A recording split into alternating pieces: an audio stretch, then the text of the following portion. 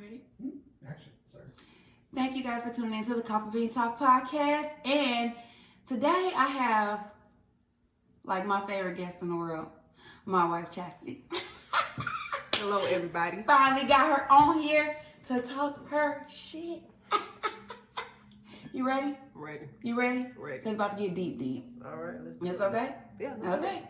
So before we get started, I want to let y'all know we are supporting our Minds Like Minds Please here, where you can get those at mindsLikeMinds.com, and I'll put a link below so that you guys could go ahead and purchase your merch. And if you haven't already, make sure you follow the Minds Like Minds podcast, and I will also have that link below as well. So let's get started.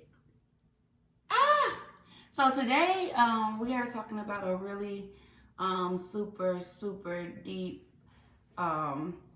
topic that's really near and dear to both of our hearts, and I'm just really appreciative for you coming on here to talk about something that's, you know, super personal and to support me. So thank you. Welcome. I love you. Love you too. So let's talk about, let's take it all the way back. The way back. So Chastity and I have been married for 3 years. We've been together for 7, and we have a really tight relationship. And you know, a lot of people sometimes be thinking we putting on, but we're not putting on. Like, we really, this really my best friend for real. We really have a good time together, and we really are very supportive of each other. And so this is just kind of one of those things that I was a little nervous to talk about, but gratefully, Chastity just felt like it was time, and I do too. So we're gonna get into Chastity coming out, and I'll share my story too. But you know, my story may not be as deep, but you know, I think it's very important that we talk about that, because so many people don't come out because they're worried about what people will say. B, they worried about being disowned by their families. They're worried about what society's going to say. They're worried about how it's going to look. You know, just all in all, what people will think. And I know that I was pretty guilty of that. I hid it for a long time until I had a couple family members force me out because they told my mother. And she called me one day and what is this I hear about some girl down there? I was like, who? Who is over here? She said, what is this out here? And so we had it wasn't a deep conversation. It was more of, you know, this is what I'm doing. And, you know, shortly after that, me and my mom had a short conversation, and she just basically told me that, you know, if I'm going to hide what I'm doing, don't do it. And that I'm her daughter and she loves me regardless. Now, that's what she told me. I've heard through the grapevine that she felt other ways, but that is not what she displayed to me. So I really can't speak for her saying anything else other than that. Now, I did have instances where people will call me a dyke. And you know what? I'm going to be honest with you. That didn't really bother me. I have been in a place, well, I'm in a better place now, but I will say just over the time that, from the time I came out until now, I have shown and displayed a lot of progress with my self-confidence and just being free and open with who I am. But that's not to say people didn't make comments that could have possibly affected me. I just didn't let it. You know, you call me a dyke. That just means your vocabulary is about this big. So I'm not going, I never really let that affect me. But what I do know is that my sexuality didn't change the fact that I graduated from college. It didn't change the fact that I have been able to keep a decent job since forever. It hasn't changed the fact that I've been able to take care of myself without asking people for anything. So, you know, for anybody out there that's scared or just don't feel like, you know, they have the support to come out, there are so many groups that you can get with, so many Facebook groups, so many, if you even just type in the Google search, your local support groups will come up. So when I came out, it wasn't, you know, you didn't just go to Google looking for support or anything like that.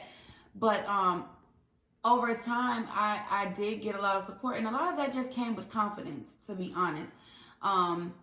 Me coming out just really helped me to be there for other people who ended up coming out. I'm gonna be honest. I'm gonna just put it out there. I've been seeing on Facebook that there's a few people that's close to me that I'm seeing in same-sex situations. And hey, that's by all means, do you, because I'm happy to see anybody just be happy. It's no reason to be out here being miserable. It's no reason. I'm so happy to see people living in their truth. I think it's a wonderful thing. There's no reason to live anything but that, and that's what we do. What you think? That's true. Oh, okay.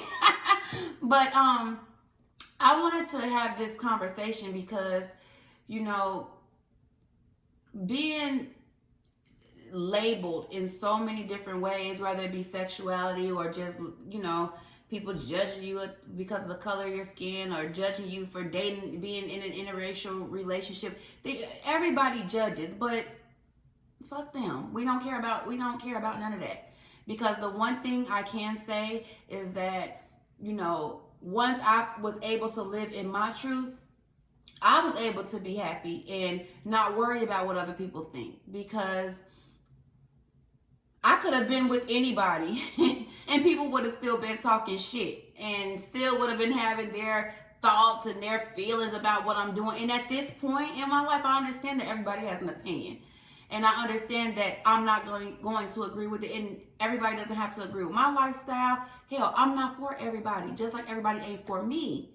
Hence the reason I don't be bothered. So, and that's all just, you know, life learnings and life lessons. So I want to get into Chastity's story.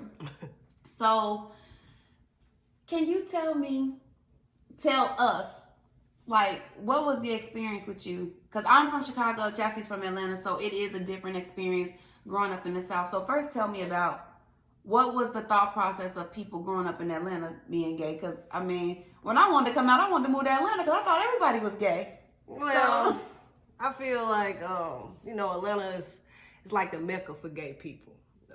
It was, you know, but in a sense, it's like two different sides of Atlanta. You got the side that's open to the gay community, but then you got the other side that's not so open, and you know, the whole religious thing, and you know how they say about the South is it's a lot more prejudice down here. You know, so for me coming out, it wasn't easy going. It was more so almost like a trauma in a sense. I think I came out around maybe 15. So like when you came out, like well, let me ask you this: before you came out, did everybody at school already know you was gay? Yes. So everybody at school knew first. Yeah. People just knew. Right. Was it the demeanor, or was it your actions? Were you dating? I mean, what was it that? Probably both, demeanor and I was dating.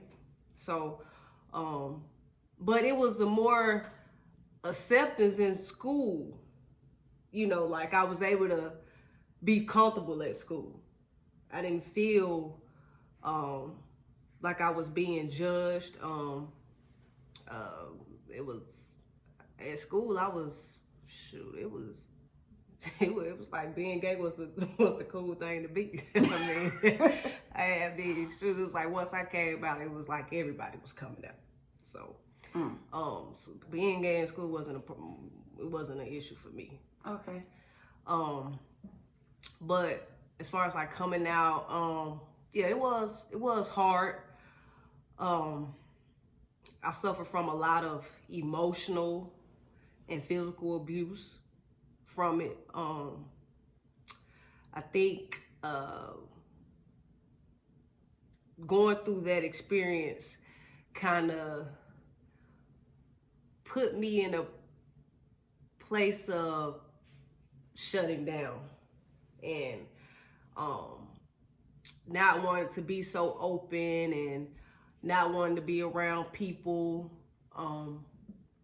it was hard. It was hard. You know, it was, for me, I felt like, you know, I was stuck, like wanting to be my true self, but then it's like thinking on the other hand, well, you know, if these certain people saying this about me, or this person not, you know, accepting of my lifestyle, like, you know, should I just basically hide who I am?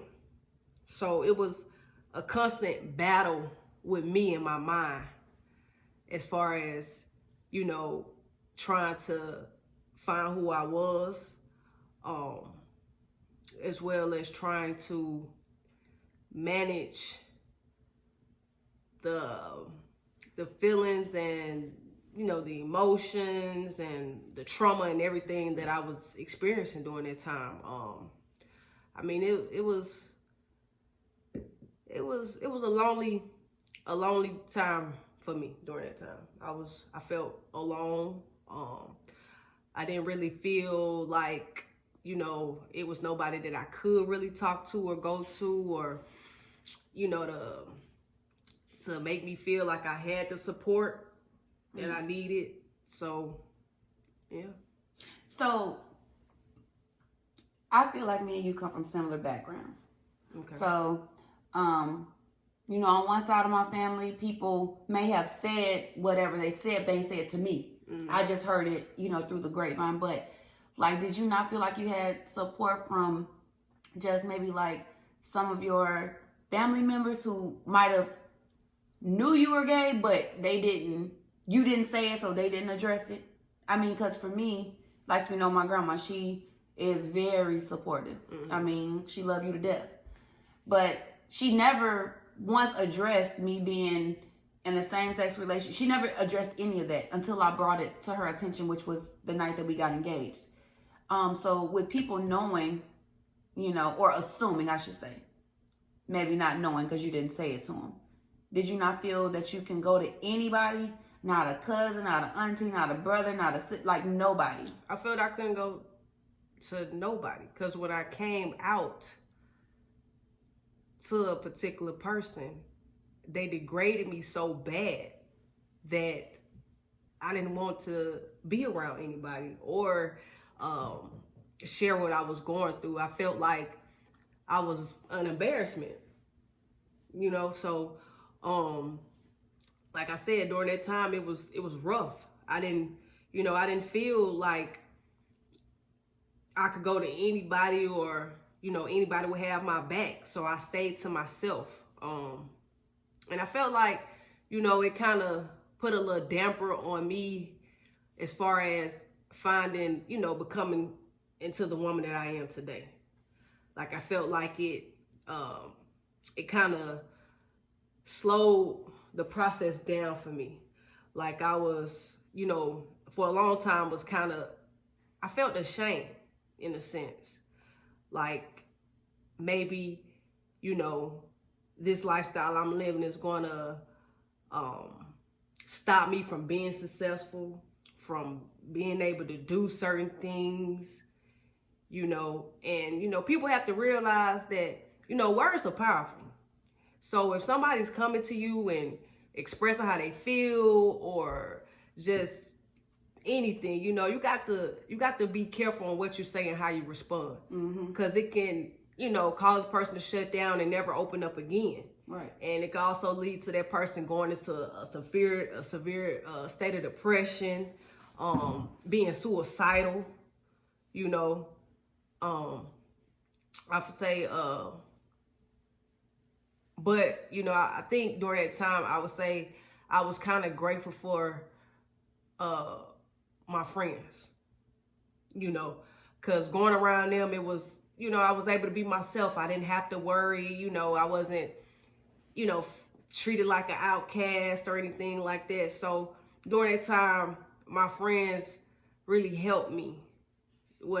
Even though I wasn't open with them what I was actually going through, but, you know, just to be able to have friends and, you know, just go around and be myself. Right. And not have to pretend that I was something that I wasn't, you know, But I felt like, you know, in a sense, I don't feel like me coming out should have been more of a shock because I was always a tomboy. Always. I didn't ever go through a boy crazy phase or whatever. Yeah, I might have dated a couple boys, you know, but for me, it wasn't serious. You know, I just always knew that this wasn't for me. So, okay, so you say you knew it wasn't for you. Was it a point in time where you felt like, let me just try this to see maybe I should be with a man since I told the person that should be nearest and dearest to my heart, I told them they rejected me, made me feel this way. Maybe I should just go and be with a man to see if it works so that I could have this relationship back or so that people would accept me in this way. Did you ever feel like that, or did you just say, like, you know what, I'm going to have to suffer? I said, fuck it. I'm just going to have to walk this walk by myself if I have to. I'm not going to, you know, put myself in a situation where I know I'm not going to be happy. Right. You know, everybody has to live their own life, and that was my truth. And I was going to live it regardless if nobody ever accepted me or wanted to walk the journey with me. But at the end, I knew that, you know, I was going to be happy, you know. So no, I wasn't compromising my life for somebody else to be comfortable and happy. Okay. So now that now we at the point where you realize you're not going to compromise. Where does that leave you amongst people? Friends, family, co-workers? Like, where does that leave you? Like I said, it was once I really came, my family, you know, they was, you know, oh, well, you know, well, we already knew, and, you know, that's why you ain't come around. So it was like, okay, well, you know, maybe it's not the family, it's just this particular person that's feeling this way, and kind of made me feel that I was going to be an embarrassment to the family and stuff like that. But I mean, like you said, I ain't had nobody say nothing, you know, my family say anything negative to me, you know.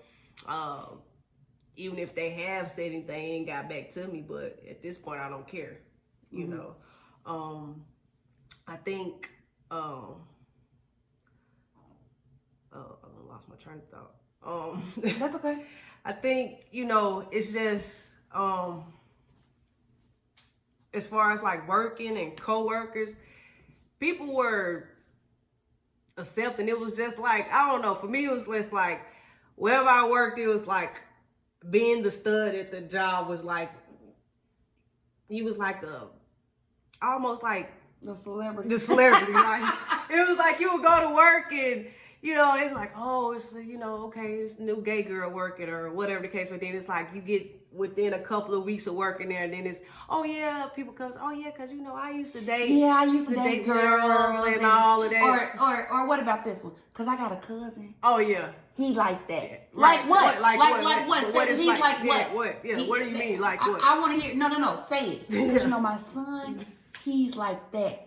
What's like that? What that mean? So, work and, you know, school, that was never an issue. Excuse me, that was never an issue.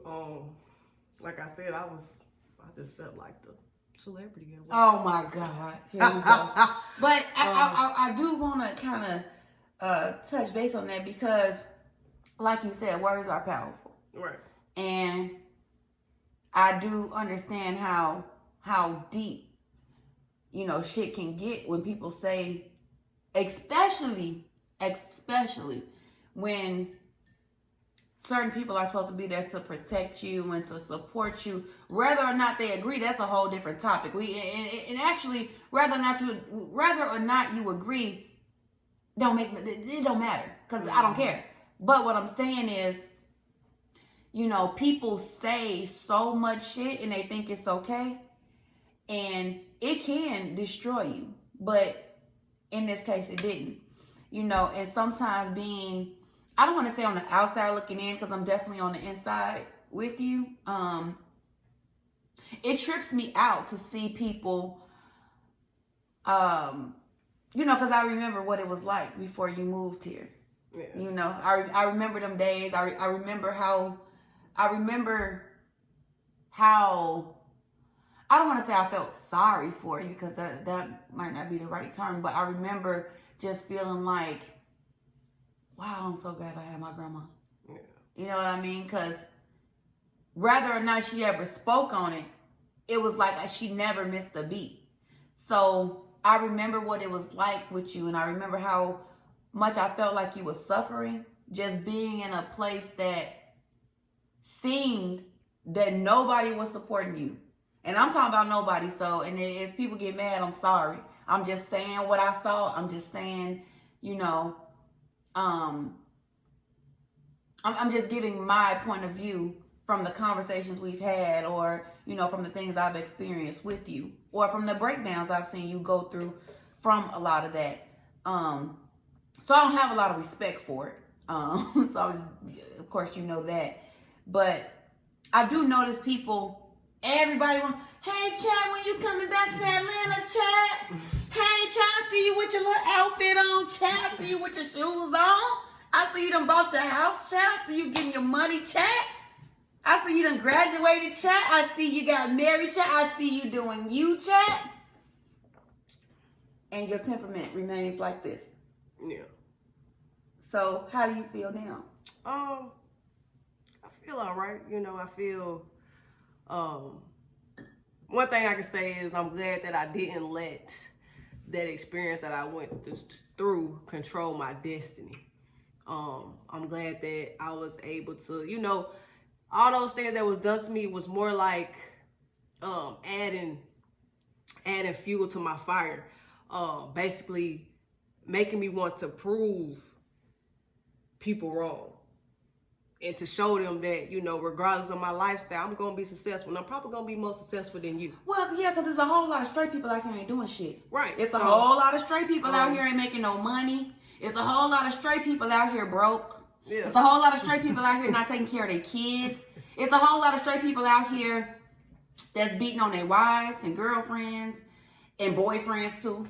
Yeah. And husbands too. Yeah. You know, it's a lot of straight people out here not pulling their weight, not taking care of things that they should take care of.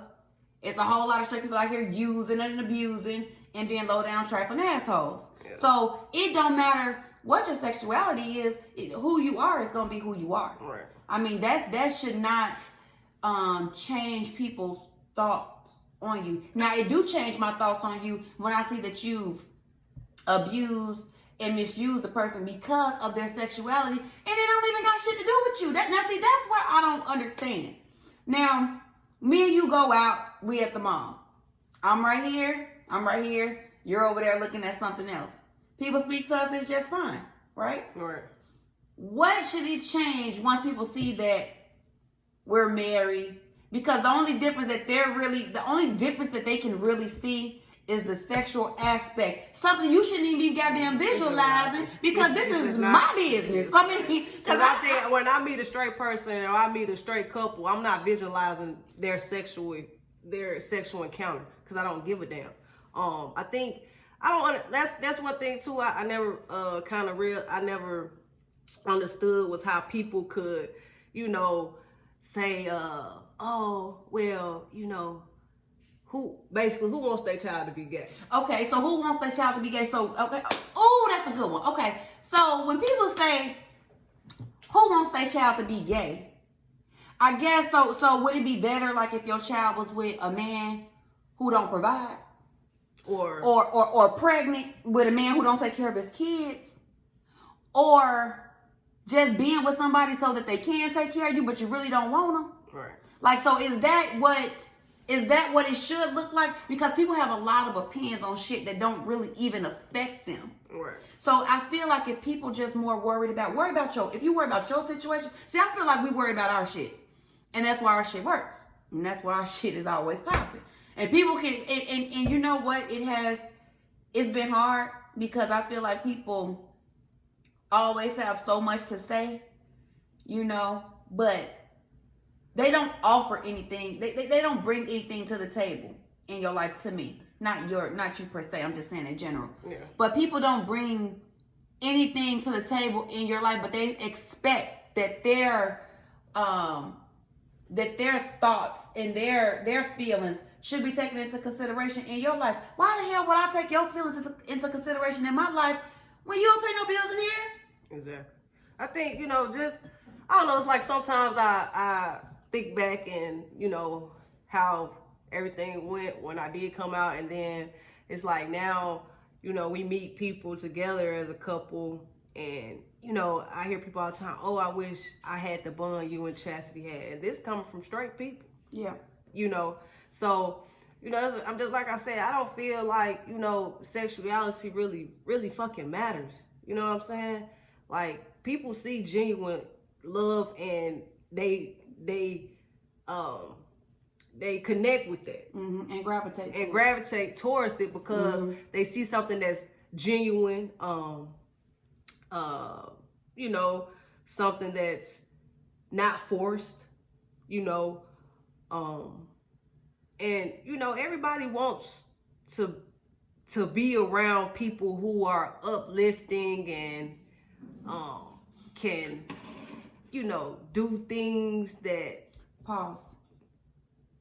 I didn't even hit record on this Zoom, but it's okay because I got all this other stuff recorded. Fuck. It's okay. We got you here too. Oh, okay. So I can. Okay, cool. The only thing you don't have is the quality audio, but I mean, you've got audio picked up from over here. You guys are pretty loud, so in a good way. So I wouldn't trip. Should I start? I'm gonna just start here. So, go back to what you were saying. I'm sorry. I was just, basically saying that when people see, real genuine love, like you said, they gravitate towards it, and I just feel like me living in my truth has allowed me to meet some good people. Yeah. I feel that even though coming out for me wasn't the best, but it's still part of my journey, and I feel like everything that I went through, everything that I experienced basically made me who I am today. It made me view certain things different, just different, open my eyes to,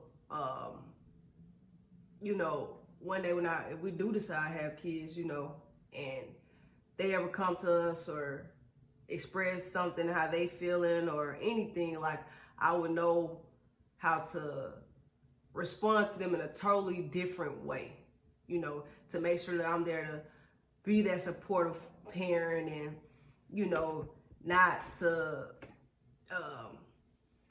make them feel any less or any worse than they already feel, but to let them know that, I'm here to protect you and I'm going to always have your back, I just think that, for anybody that's scared to come out, I don't feel like I'm not going to tell you to come out or when to come out. I feel like whenever you feel that it's best for you, then to do that then. Don't let nobody force you out. Yeah. Everybody's situations is different, and I just, hope that me being so open about everything that I went through, can help the next person in their experience. That it might be rough right now, but, things gonna turn around for you. It'll get better. Don't let whatever you're going through get you down. Stay solid. Stay 10 toes down. Keep your focus. And don't let nobody destroy you as a person. Keep your mind, keep your mind focused and just stay you. Stay true to yourself. Don't let nobody change you. And that's big because you always tell me that. But now that you're in this place in your life, like you've gotten married, you've bought your house, you have a good job, and you're just kind of going with the flow of life, like, do you see the change in people who have told you that you weren't going to be shit? Oh, yeah. I mean, of course, it's always, oh, I'm so proud of you. And yeah, but regardless of the fact if you're proud of me or not, I'm still going to make it. I'm still going to be where I was at. This ain't got nothing to do with you. It's all between me and God. Okay. You know, Right. In between you and God. you know, Right. anything that I've done is because He's blessed me in ways, you know, and this is my life to live. Can't nobody else walk this journey but me, you know. So yeah, it's definitely, you know, of course, you know, people, that just goes for anything. Anytime somebody got something bad to say, you know, about you starting a business, starting a podcast, clothing line, and they see it take off, then all of a sudden everybody's supportive and want to be your number one fan. Cut the bullshit. You know, that's why I said that's why I, you know, tell people, you know, regardless of whatever you're going through, if you feel like it's for you, stick through it. It's going to work out. Trust and believe it will work out. Anything that's worth having does not happen overnight. It's going to take time. So, where does that leave you as far as like with people? Because you don't go home much. You don't go to Atlanta much. And now people be thinking that it's because of me. People be thinking it's my fault. You don't go back to Atlanta. So I think for me, going home to Atlanta it's toxic in a sense. So I feel now that I've learned how important my peace is and protecting my energy, anything that I feel that is going to disturb my peace or interrupt my energy, I want to stay as far as possible. Away from it. So, yeah, going home is, you know, it's not big. It's not big to me. You know, I didn't move away to always be back. Right. And people ask me, when you coming home? Baby, I'm at home. Yeah, this you know, is like, home. this is home. I'm like, at home right here. Texas is home, you know, so, no, I always remember where I'm from and where I grew up, but, you know, ask me when I'm coming home. Hell, I'm home. Yeah. You know, you ask me when I'm coming to visit, but as far as when I'm coming home, I'm home. I think, you know, yeah, I don't know, you know, I think,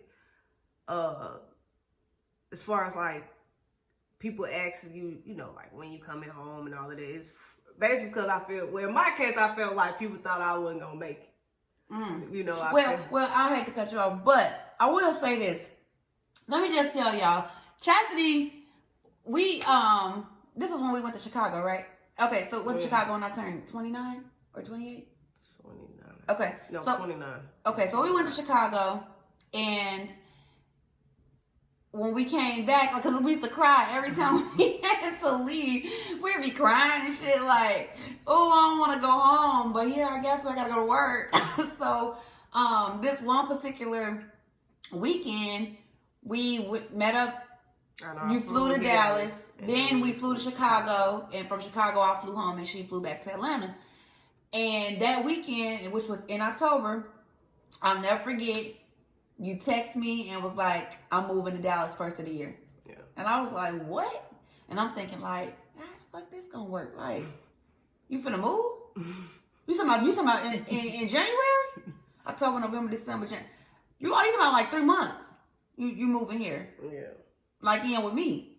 Yeah. Like over here. Yeah. We gonna be over here together. All that shit we've been talking about, that's just gonna become real, huh? Right.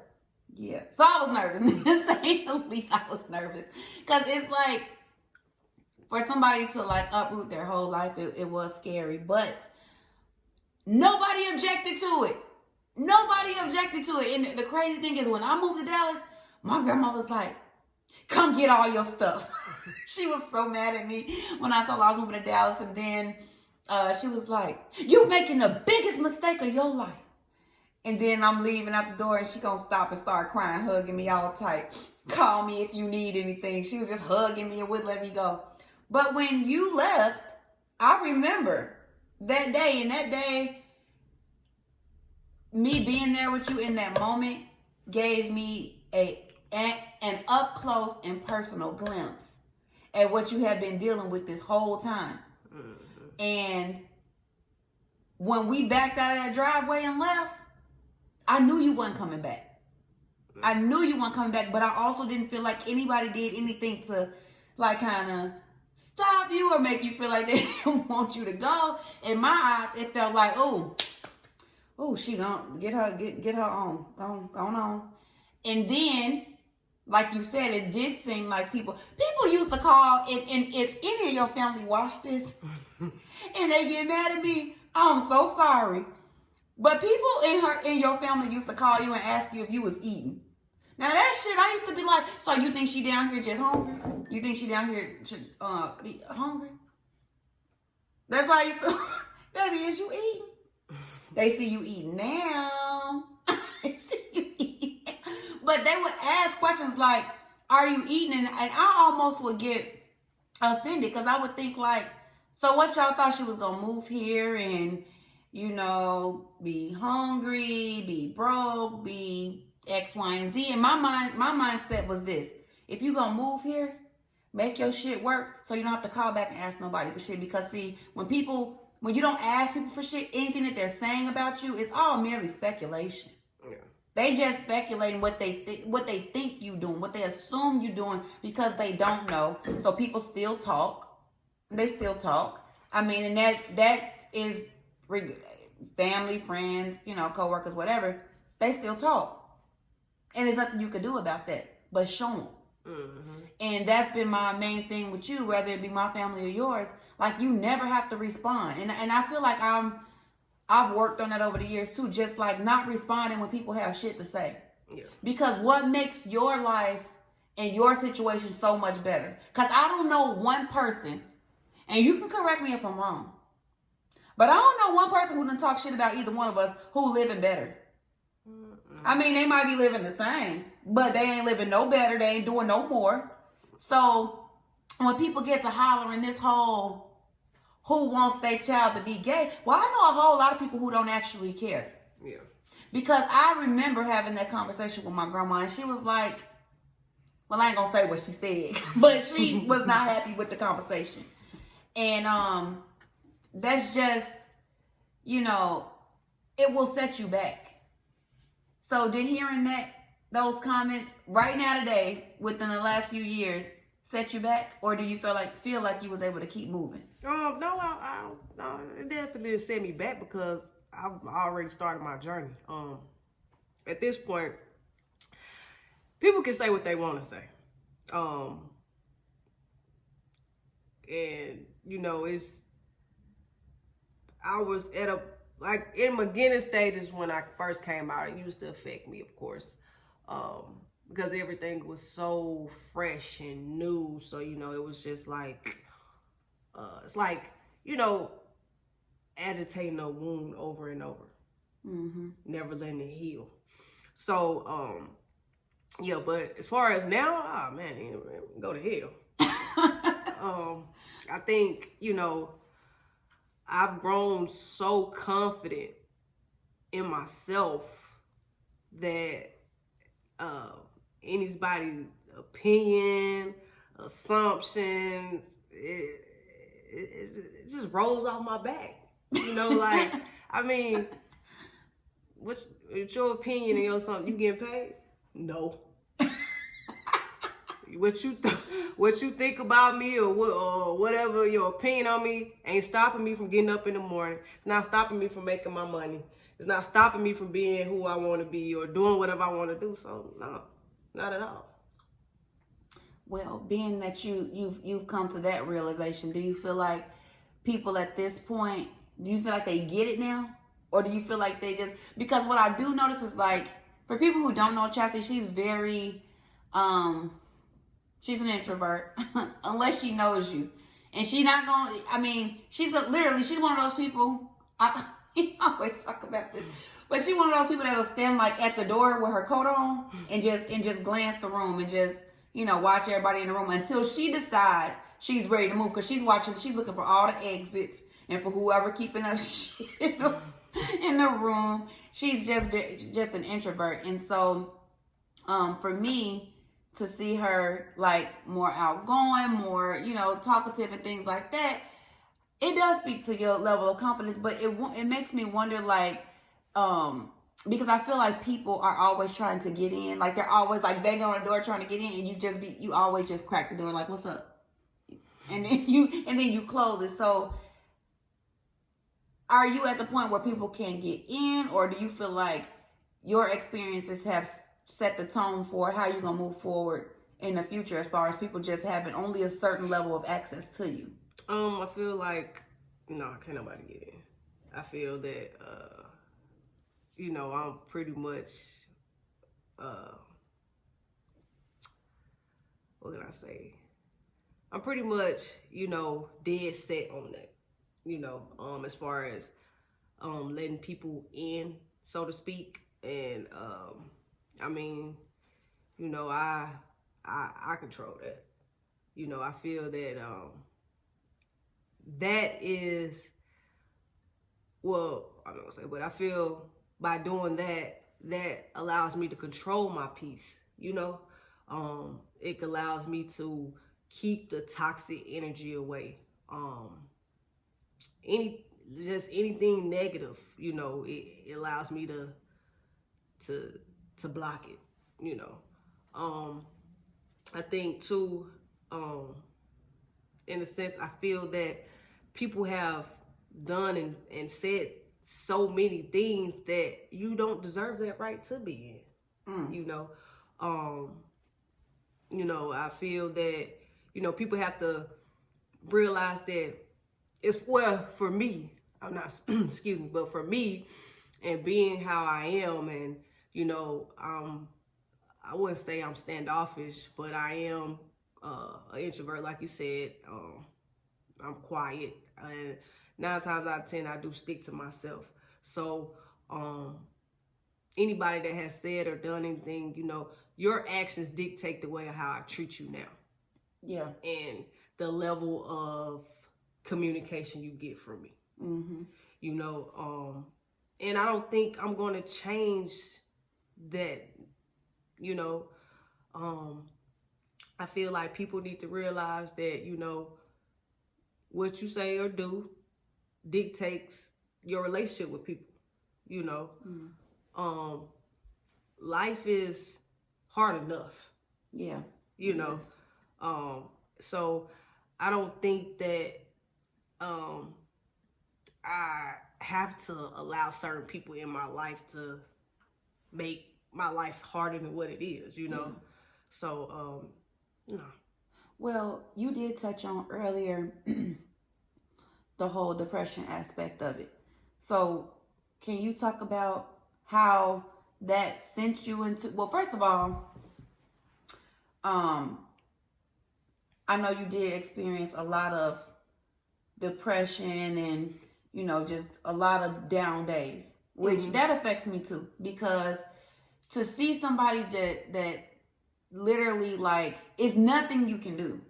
Like, I can literally hold your hand, rub your back, give you a hug, but I'm not in your mind. And the mind is so powerful, and it's so, like, I just thank God every day that I have that, because everybody don't have the same mind. But when you see a person that's struggling with depression and struggling with anxiety and things like that, and you know where it stems from, it creates so much resentment. For me, it creates resentment, because it's like, how could you break a person down so bad that you're literally fucking destroying their mind to where they feel like they're not worthy to be here. And that is something that's hard for me to stomach. So it's a constant effort for me to have good relationships and to, I don't want to say be cordial, because I think everybody deserves a level of respect in accordance to what relationship they have with you. But for me, it is always a struggle knowing how I feel about you versus how I know other people have treated you and how I see them doing you now. So that's hard for me. So when you started on your journey to bettering your health, well, first of all, can you walk through that whole depressed state that you were in because of all of the treatment that you got when you came out? Sure. It was a a dark place. During that time, I had a lot of suicidal thoughts. It was days where I didn't want to do shit. I didn't want to get up. I didn't want to go nowhere. Didn't want to be around people. Just wanted to give up on life completely. Then I ended up meeting somebody through a group of friends, and that person was suffering from, mental health as well. And they said, well, maybe you should try and go and, schedule an appointment and talk to somebody. I was like, well, I never thought about it. And by this time, I was probably in my early 20s. So, I started making appointments and going and, talking, and I was prescribed medicine and all of that. But it was still tough because even with those being on those meds,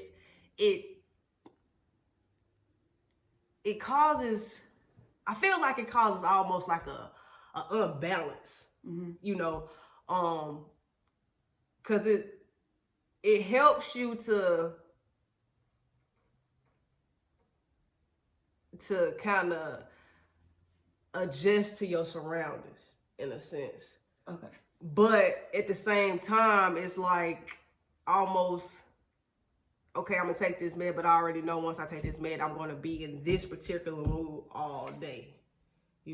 Or this is gonna have me feeling this way, and I'm not gonna be able to do anything about it. Right. So, that was a real tough time because if anybody who has mental issues, that taking medicine and finding the right medicine for you takes time, which also I feel like it also causes you to be even more depressed because you feel like, okay, now I can't even find the right meds for me to take to help control the way I'm feeling, so it was like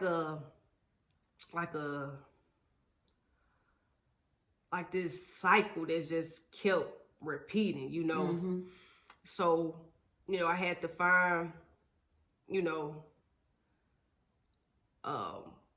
other ways to kind of keep myself in good spirits. Mm-hmm. Something as simple as reading, music. I love music. So it was hard. I mean, I know when you told me you was moving here, the first thing I did was I started reading up on like how to live with somebody that's dealing with X, Y, and Z. Right. And I will say that opened the door for me to have a very wide range of understanding to what you might be experiencing or what I should expect or how I should handle it. Everybody, I'm gonna talk my shit. Don't make me mad. But I do know, and I haven't all the way mastered it, but I do for the most part know when to back down and when, your mood is off. Because I pay very close attention to it because it was important to me. Last thing you want to do is come home from work and the person that you love is laying there dead because they felt like there was no other way out. And unfortunately, I felt like people, around you didn't take it serious. Yeah. I remember being around you and hearing somebody say, oh, girl, I thought you was just playing.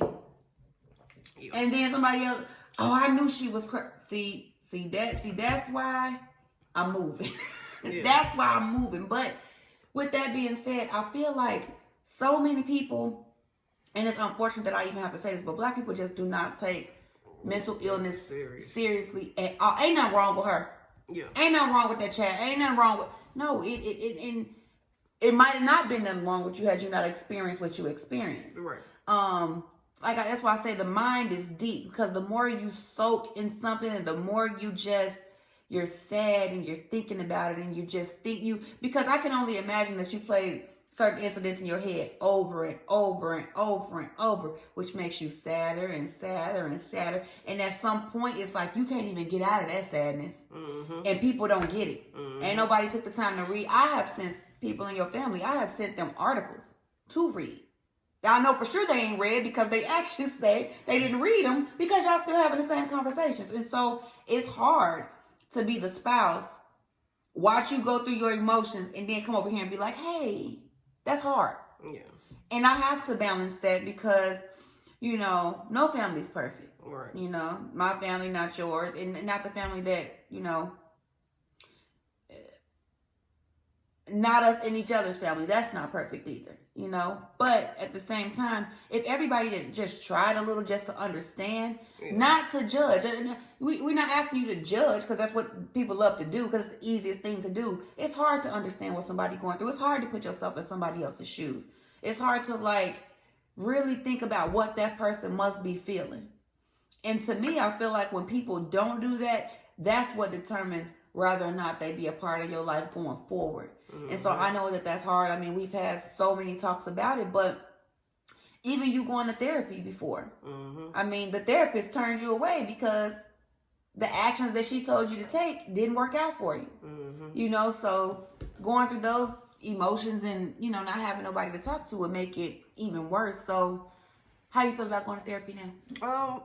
I feel better. I feel like it's definitely helping me on the last last year or so. I feel that I have mastered how to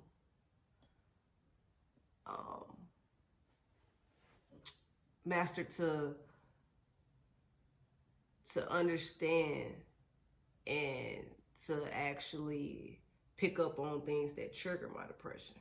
So I'm now grown to a point where I can not necessarily stop the depression, but allow myself to more so have control over it and not to let it get me to a point where I'm just stuck. Yeah. I have my bad days, but I'm also got to the point where I know that I can, it might be bad today, but tomorrow it'll be okay. Yeah. So yeah, it's definitely a totally different experience for me now than it was when I first had the experience of depression. Yeah. Well, I will say, I'm proud of you because you done really, you've come a long way. Yeah. And it was not easy. And I do feel like, while I might be here to help you along the journey, this is your journey all by yourself. Right. And there's nothing I can do I can help you. I can't do it for you. Right. And I feel like you've done a lot of the work, rather it being just trying to find some level of forgiveness. I mean, because I get it. I know what it feels like for people, for you to feel like people are not owning their shit. Right. I get that part. And you have to learn, and I'm so guilty of it. I mean, I struggle with this in my own life, but you have to be able to find a level of understanding of that other person and their mindset, because it's like, I never would have did this to somebody I love or one of my friends, or I never would have outed them. I never would have made them feel like an outcast, but you have to try to understand on some level, maybe like what they could have been thinking. But honestly, the closure ain't that y'all have to come to a medium or y'all have to come to an understanding. It's really that you just have to come to an understanding and you have to figure out how you can move forward. That's closure for you. Right. You're never going to get closure from anybody that's done anything bad to you, because honestly, people that do shit to you, I don't think it would be anything that they could say to justify it or to make you feel, okay, well, I get why they did it.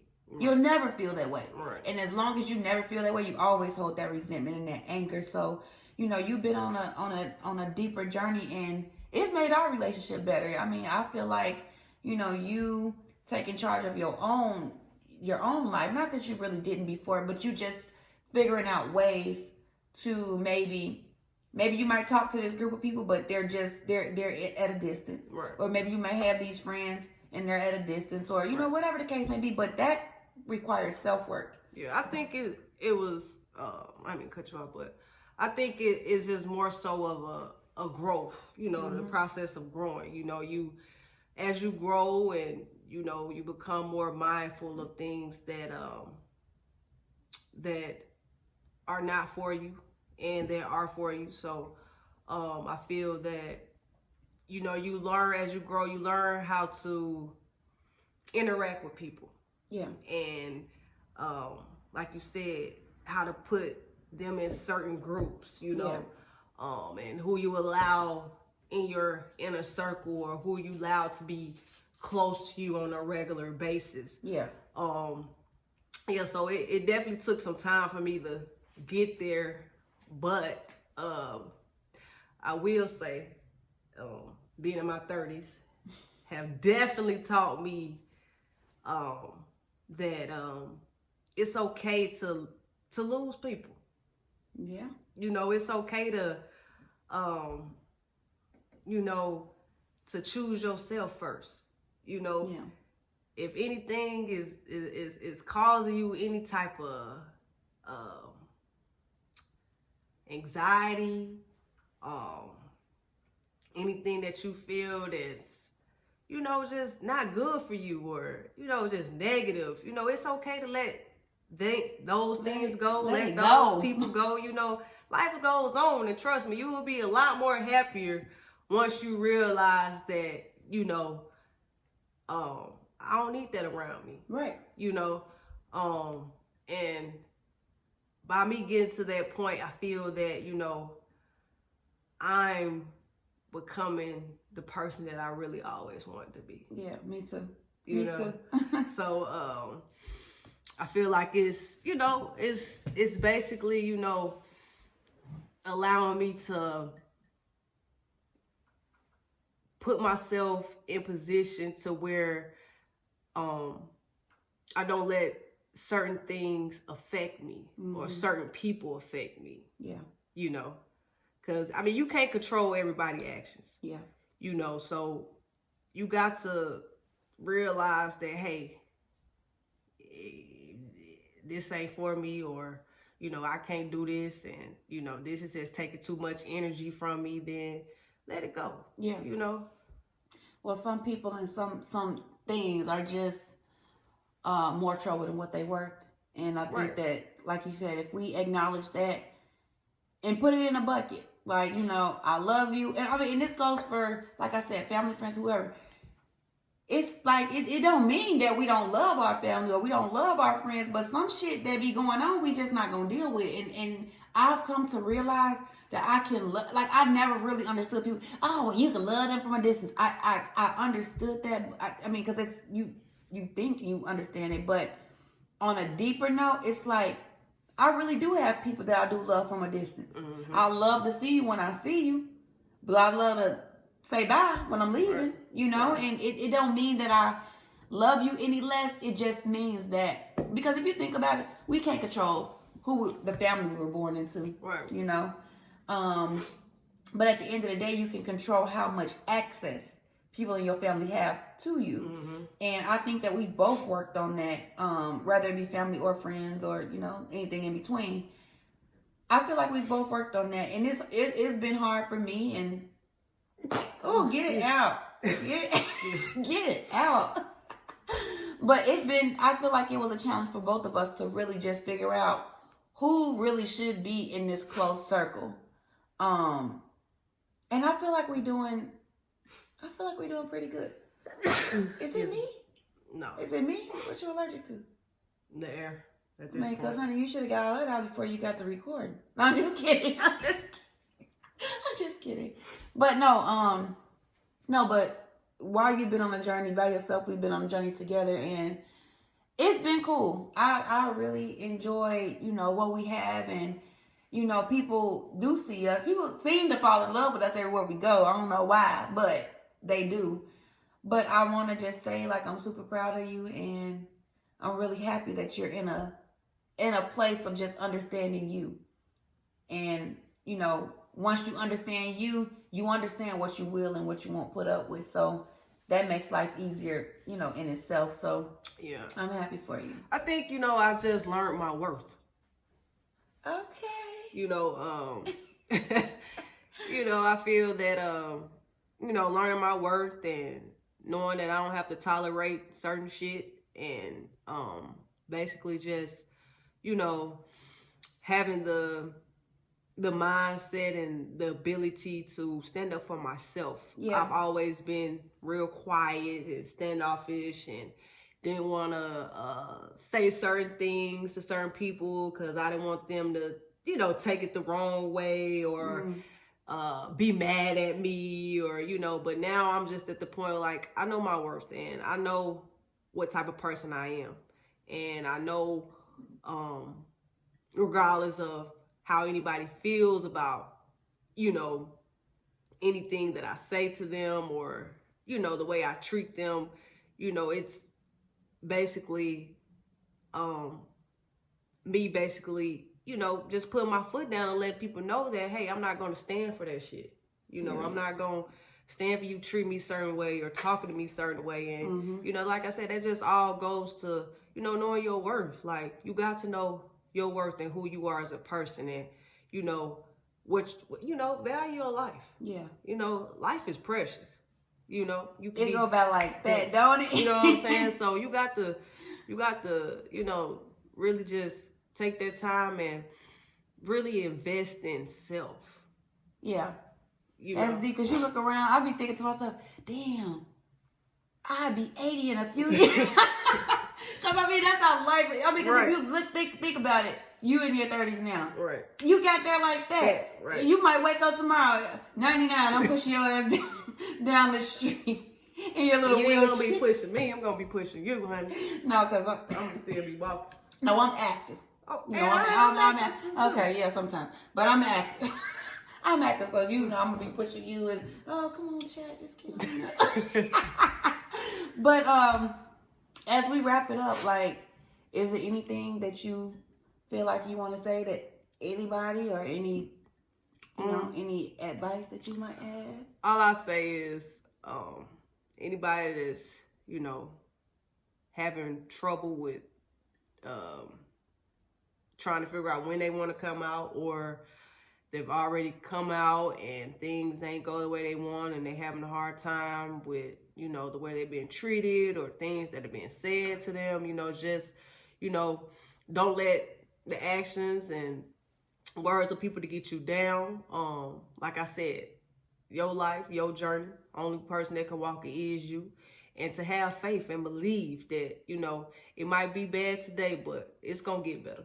Yeah. Just stay down, keep your head up, and stay focused. Yes, ma'am. Well, thank you. You're welcome. I really appreciate you, all your support. I mean, I be doing so much. It's always something going on with me, but I have a lot of support, and I couldn't do a lot of things that I do without you. So I love you, and I appreciate it. Love you too, and thank you for letting me come on. You're welcome.